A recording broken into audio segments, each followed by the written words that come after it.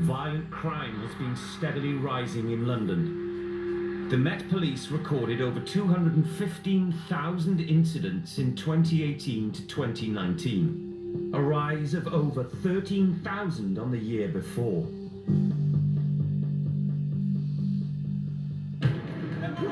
You're right. Look at you.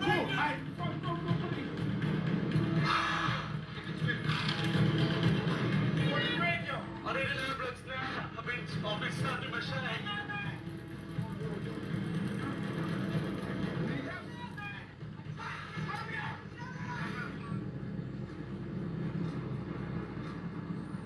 PC Stuart Oughton has been patrolling London for over 10 years. With Waltham Forest comes every sort of crime that you can find across London. If it happens in London, it will happen at some point in Waltham Forest.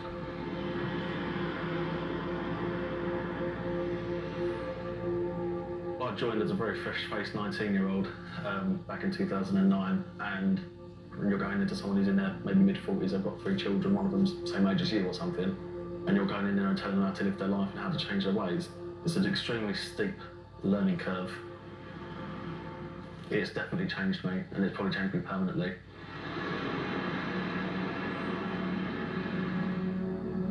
Okay. Looking for an uninsured vehicle.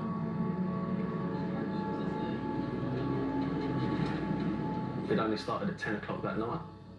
Nothing much was happening on the radio. Me being traffic orientated, I was looking around for any road-based offenders and considering my dinner options later on in the night. So a perfectly normal night shift to begin with. Approaching midnight, this van was 17 years old. It was a 52 plate. And this is down Leighton High Road where there's no warehouses, no industry, no one needs a white van at that time of the night. So it immediately raises suspicion.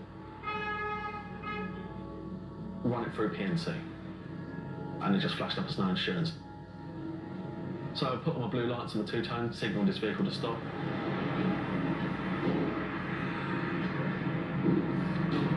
LTV convoy, I guess.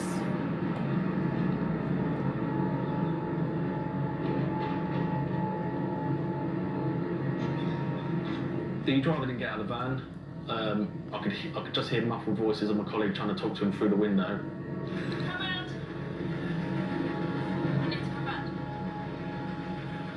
And then the brake lights have gone on, and then the vehicle started to drive away. No, he's not. I've called up on my radio channel that the vehicle's starting to make off, and we start a very slow speed to pursue.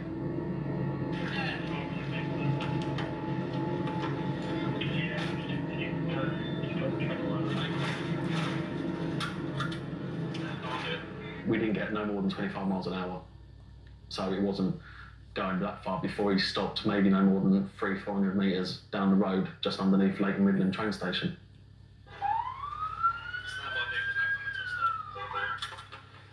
He's got out of the vehicle and walked between my vehicle and his and was just looking at me, shouting at me. I couldn't really hear what he was saying, so I got my colleague, get him over to the path.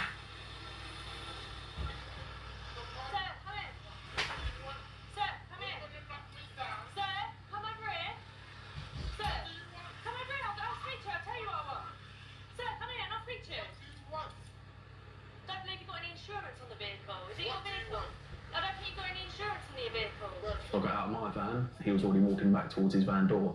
Have you got... No, you're not going. Sir, you're not going. Have you got... Hello? What do you want? You've got no insurance in your vehicle, sir. Get the move on, where you going? Get the move away. Where are you going? Move away. Join me on the pavement, please. Where are you going? Move away. He's just reached over to his door and tried to close it, which has just bounced off my leg.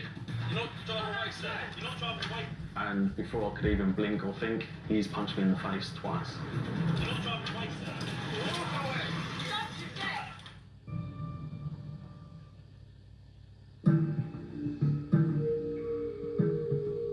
In East London, PC Stuart Oughton has been punched in the face as he detains a late-night driver.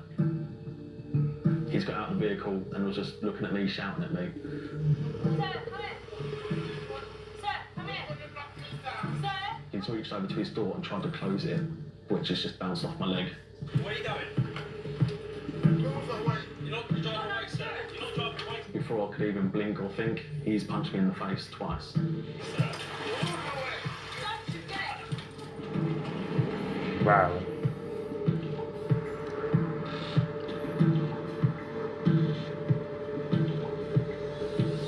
You're not driving away, sir. Don't you get it? I'd call it almost a sucker punch. It was enough to feel it and to know that it wasn't an accident. I then start to arrest him for assault on police. I tell my colleague standing just off to my left to call for more units. More units. Get more units. And as I grab him, because he starts trying to get between his seat and the van wall, get to the back, and I grab him with both hands, so my radio falls to the floor, and me and him start having a bit of a scrap inside the driver's area of his van.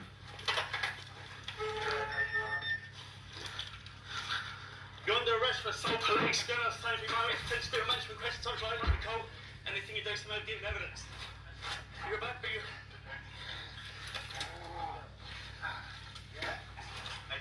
You're back for you. He's trying to get back there and reach for something. Obviously, I can't see what it is.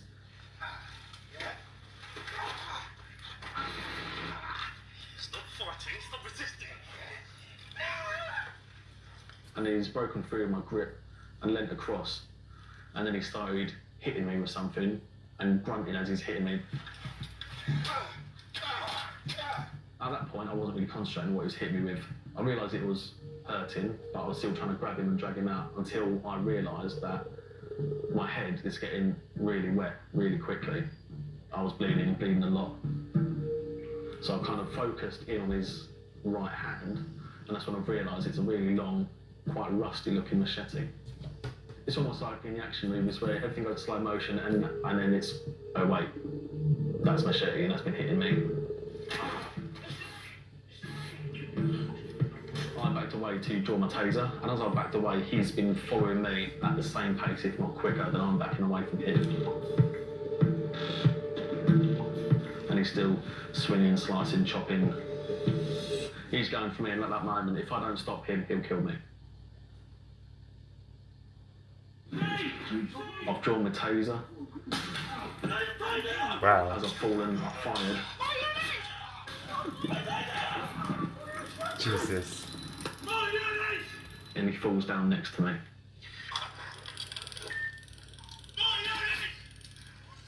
If I pass out through loss of blood, I can't keep that taser going, and then he might get up and finish what he started.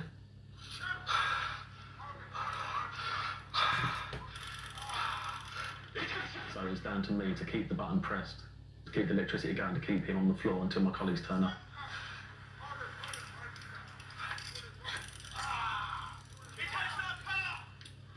My colleague managed to discard the knife somewhere away and then kept that knife secure whilst I kept the suspect on the floor. Morning. Morning, officer. I've noticed my radio's by the van, so I've shouted at some members of the public who were there. Get my radio! Get my radio! Wow. They've managed to pass me my radio and not even looking at what channel I'm on or what's going on. I've just pressed the talk button and I've just asked for an ambulance. I need an ambulance now. I've been stabbed with machete. I'm trying to hurry up. Shut up. He's stabbing.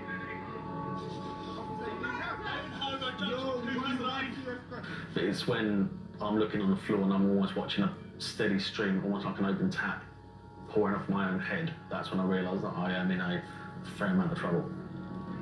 And the blood's pouring down my face and all I can smell is the iron content in my own blood. And that's kind of, that smell, I remember because that's when I kind of realised that I am in a fair amount of bother and I kind of need to get some help. Because I've done as much as I can, I need some assistance now.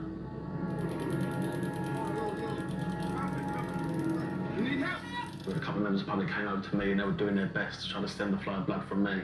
That they're going to step in and help those who protect them. They're going to protect the protectors, so to speak.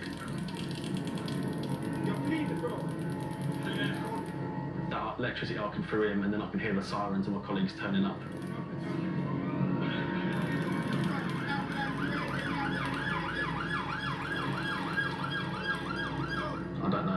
long I was there for, but felt like an eternity. But it was probably only 15-20 minutes before they got me in the back of the ambulance and carted me off to hospital.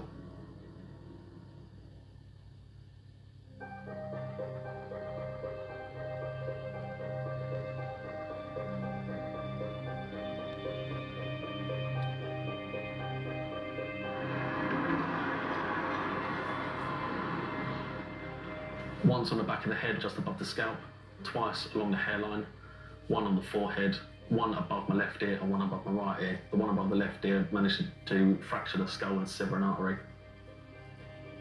And then as I've been joined taser, I believe that's when he's got me several times on my hand and arm, fracturing fingers and severing a couple of tendons that control the fingers.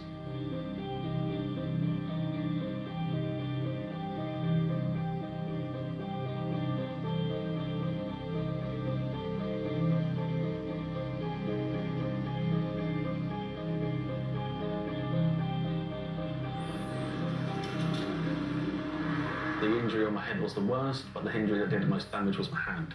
There's a solid 8 weeks where I couldn't close my right hand. If I tried to, I'd have snapped a tendon and I'd have gone back to square one.